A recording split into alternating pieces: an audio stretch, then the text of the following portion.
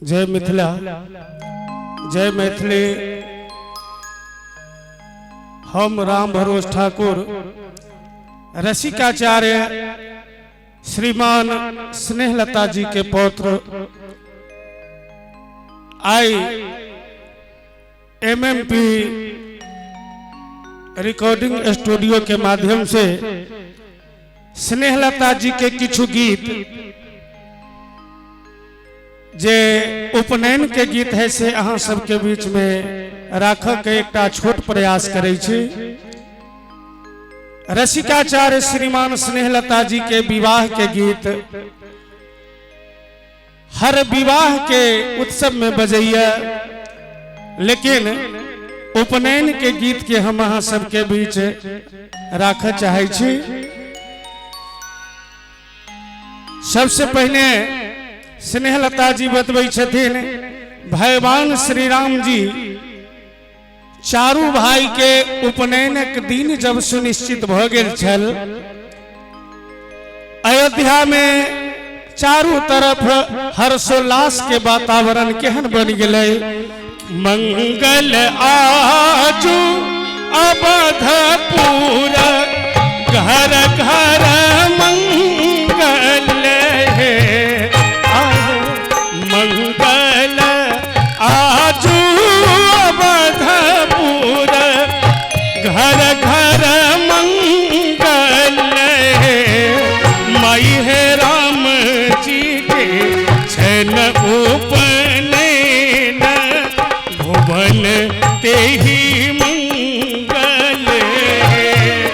माई है राम जी के छन उपनयन भुवन तेहि मंगल है।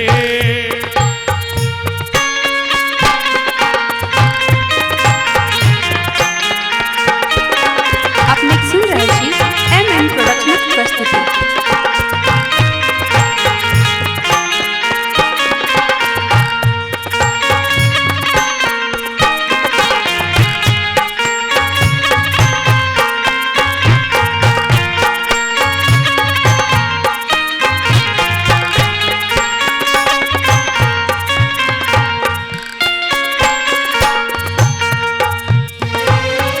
देखियो, अखिल ब्रह्मांड के नायक भगवान श्री राम जी के उपनयन के बारे में स्नेहलता जी बतबै छथिन। ब्रह्मा बनल चारू वेद पधापति निज मुखे आहे। ब्रह्मा बनल चारू वेद पधापति निज मुखे। माई है राम जी के छन उपनयन भुवन तेहि मंगल।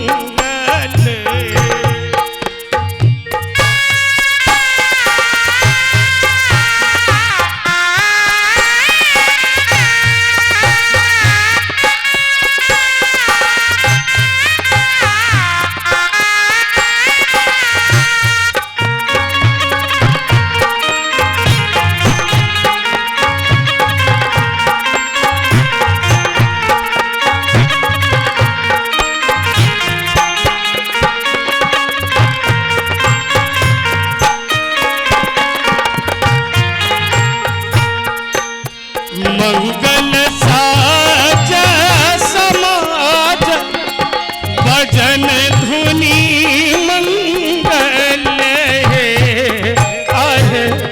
मंगल साज समाज भजन धुनी मंगल है। ललना नदी का सने काव्य मंगल घर घर मंगल रे। ललना लतिका स्नेह गावे मंगल घर घर मंगल रे। मंगल आजू अवधपुर घर घर मंगल है।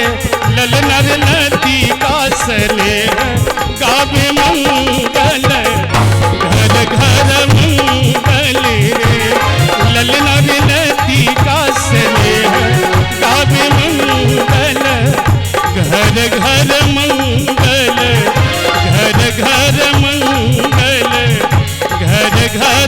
मंगल है।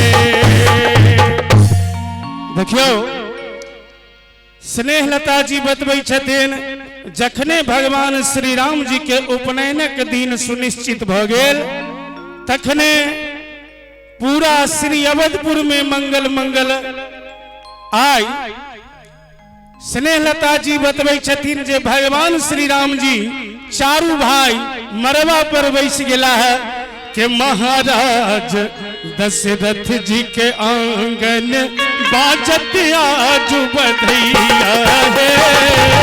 महाराज दशरथ जी के आंगन बाजत आज बधैया है।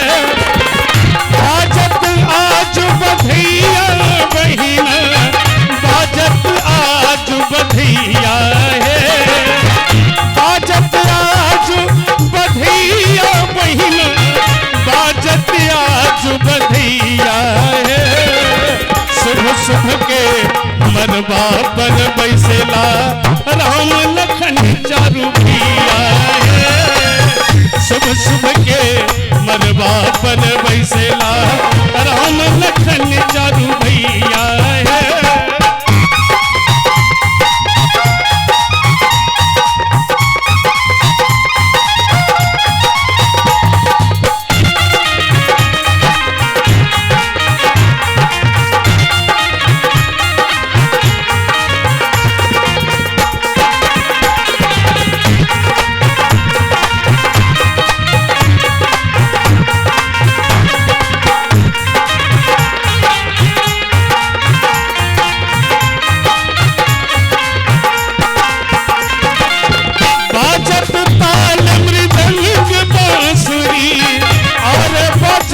सहलिया है।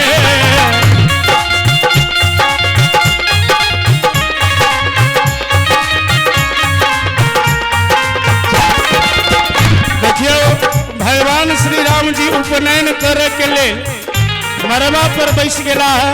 तनिका अहाँ सब गोटे हमरा संगे ताली बजबैत रहियो आ उपनयनक आनंद एनाहिते लैत रहियो स्नेहलता जी के गीतक संग। बाजत ताल मृदंग बांसुरी और बाजत सहनैया है। स्नेहलता उपनयन राम के स्नेहलता उपनयन राम के बाजत आज बधैया है। स्नेहलता उपनयन राम के बाजत आज बधैया है। महाराज दशरथ जी के आंगन बाजत आज बधैया है। महाराज दशरथ जी के आंगन बाजत आज बधैया है। आई भगवान श्री राम जी मरबा पर उपनयन कर के लेल बैस गेला है। स्नेहलता जी बतबै छथिन कि उपनयन में जे मुंडन संस्कार होय छै ओय में हजाम ठाकुर के अहम भूमिका रहैया। देखियो हजाम ठाकुर बिल्कुल मरबा पर बैस के किछु फेमस करे के शुरू करे छथिन। स्नेहलता जी बतबै छथिन जे केसवा भी जाए हजमा घुरियो न ताकी से रगरी ठानी ला। आई देखिए केहन परिदृश्य बनैया भगवान श्री राम जी के उपनयन हो रहलन है। स्नेहलता जी बतबै छथिन कि श्री अवध के हजाम कही छै जे रगरी ठानी ला। हमरा निछाउर चाहिए रगरी ठानी ला।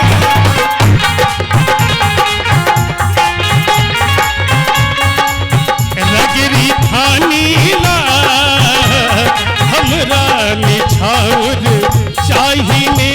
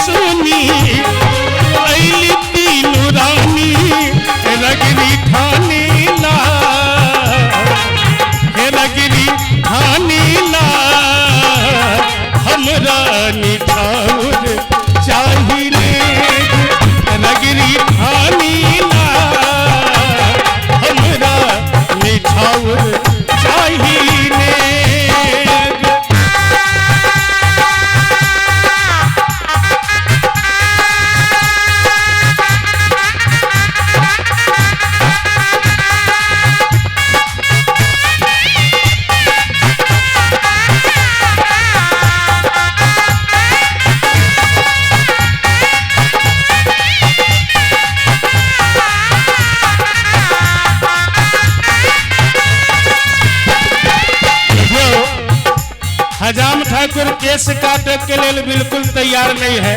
स्नेहलता जी के शब्द के केहन भावना छन बतबै छथिन। हजाम ठाकुर के किछु दौलत के मनाबी बहुआ के मामी हजमर तुरी दे बौरे, हजमर तुरी दे बौरे, हजमर धीरे धीरे कटिए बबुआ के केस की बउआ बर दूल्हा रुचि गई रे, हजमर धीरे धीरे कटिए बबुआ के केस की बउआ बर दूल्हा रुचि गई।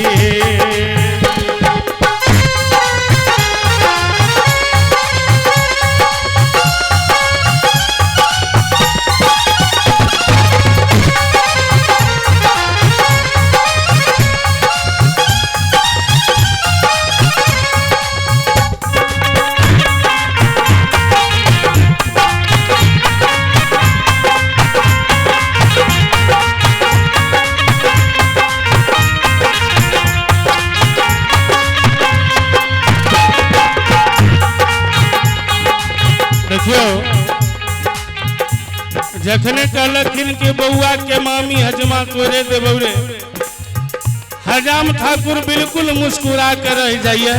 स्नेहलता जी बतबै छथिन कि बुझाइए जे हजाम ठाकुर अभियो प्रसन्न नहीं भेल। बउआ के मौसी हजमर तुरी दे बौरे, हजमर तुरी दे बौरे, हजमर धीरे धीरे कटिए बबुआ के केस की बउआ बर दूल्हा रुचि गई रे, हजमर धीरे धीरे कटिए बबुआ के केस की बउआ बर दूल्हा रुचि गई रे।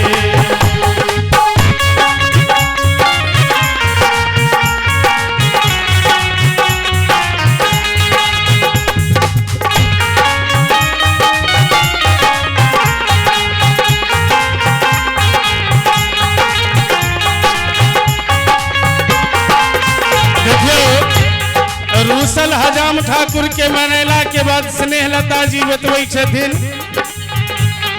लतिका स्नेहाए हो काबे जगमूरम रगरी थानी ना से रगरी थानी ना हमरा निछाउर चाहिए रगरी थानी ना हमरा निछाउर चाहिए रगरी थानी ना हमरा निछाउर चाहिए। देखियो हजाम ठाकुर के मानला के बाद भी उपनयन संस्कार में एकटा बात है जे बरुआ के भिखारी बनाल जाय छै। स्नेहलता जी बतबै छथिन उपनयन संस्कार में हर तरह के संस्कार देल जाय छै। भगवान श्री राम जी चारू भाई मरबा पर बैसल बिल्कुल राजस्वी भेष से अलग तपसी के भेष बना लेलखिन है। स्नेहलता जी बतबै छथिन जमरवा बैसल बरुआ लागे बड़ा सुंदर। केहन परिदृश्य बनै छै ओहि उपनयनक के तकरा अहाँ सब परिकल्पना करियो स्नेहलता जी के भावना के संग। हे मरवा बैसल बरुआ लागे बड़ा सुंदर,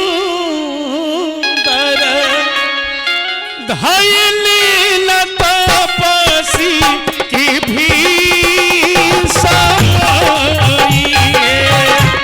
धैली न तपसी की भी समाइए। मरवा बैसल बरुआ लागे बड़ा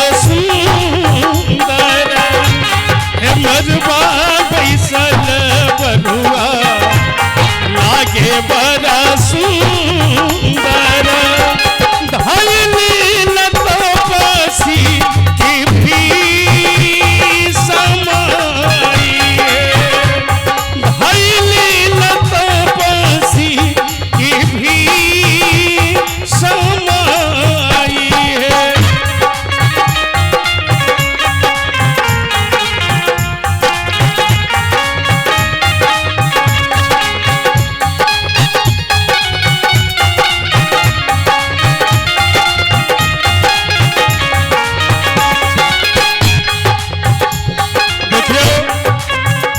भगवान के उपनयन में चारू वेद पहुंच गए छथिन। आई बतबै छथिन स्नेहलता जी ब्रह्मा गुरु के पीछे कुमुद फुलायल ब्रह्मा गुरु के पीछे कुमुद फुलायल हाथी के रूप गनी समाई है हाथी के रूप गनी समाई है।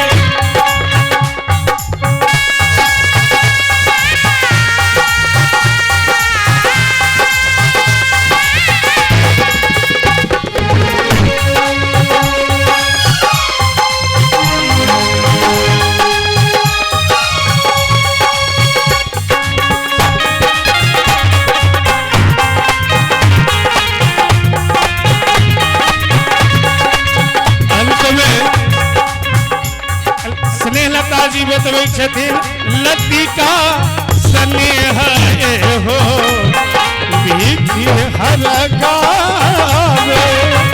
देखियो आई अखिल ब्रह्मांड के नायक भगवान श्री राम जी उपनयन में भिक्षाटन कर रहल छथिन। स्नेहलता जी बतबै छथिन लतिका स्नेह हो भीखी हर गावे जीव बबुआ बारिश हजार मारी है जीव बबुआ बारिश हजार मारी है मरबा बैसल बधुआ लागे बड़ा सुंदर धैले न तपसी की भी समाई धैले न तपसी की भी समाई है। अंत में स्नेहलता जी भगवान श्री राम जी के उपनयन में किछु बधाई लुटबै छथिन आ कहै छथिन कि मोरा घर बाजे बधैया है जुग जुग जीबू बबुआ मोरा घर बाजे बधैया है जुग जुग जीबू बरुआ जुग जुग जीबू बरुआ जुग जुग जीबू है जुग जुग जीबू बरुआ मोरा घर बाजे बधैया है जुग जुग जीबू बरुआ मोरा घर बाजे बधैया है जुग जुग जीबू बबुआ।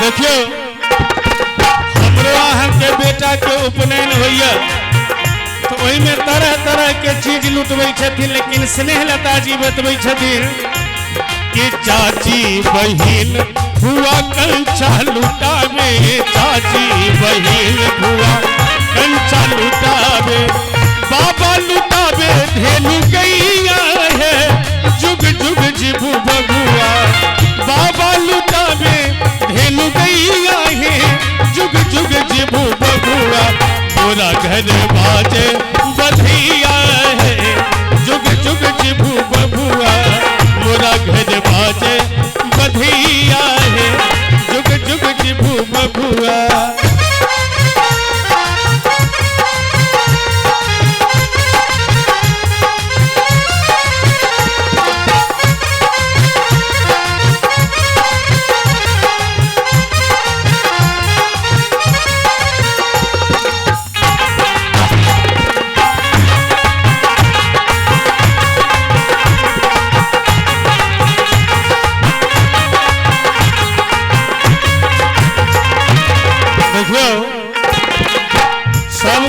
सब चीज लुटा दिलखिन।